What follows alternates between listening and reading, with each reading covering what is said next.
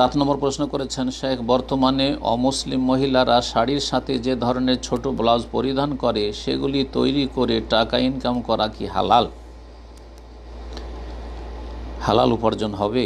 জি, বলছেন এখানে যে বর্তমানে অমুসলিম মহিলারা শাড়ির সাথে যে ধরনের ছোট ব্লাউজ পরিধান করে, শুধু অমুসলিম মহিলারা নয়, জানি না,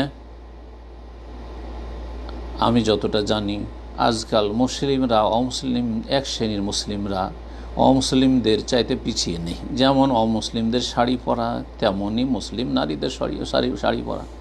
যেমন অমুসলিমদের ব্লাউজের অবস্থা 4 আঙ্গুরের ব্লাউজ আর পেট পিঠ সব কিছু খোলা, ঠিক তেমনই এক শ্রেণীর ফাসেক পাপি মহিলাদের, মুসলিম মহিলাদের অবস্থা এরকম। আল্লাহ রাব্বুল আলামিন সকলকে যেন হিদায়াত দান করেন। এখন আপনি এই সব ব্লাউজ তৈরি করছেন, ইনকাম করা কি হালাল? হারাম তো বলতে পারবো না, তবে আপনাকে বলবো যে যদি বেঁচে থাকতে পারেন তো ভালো, বেঁচে থাকতে পারেন তো ভালো, যদিও সেগুলি অমুসলিম মহিলাদের ক্ষেত্রে, কারণ অমুসলিম মহিলা হলেও যে তাদের দিকে নজর দেওয়া জায়েজ, আর ওই রকমের ব্লাউজে সব কিছুই দেখা যাচ্ছে, যার ফলে এই রকমের পোশাক তৈরি করা থেকে যদি বেঁচে থাকেন তাহলে আপনি সন্দেহ শুবহাত মুক্ত থাকবেন।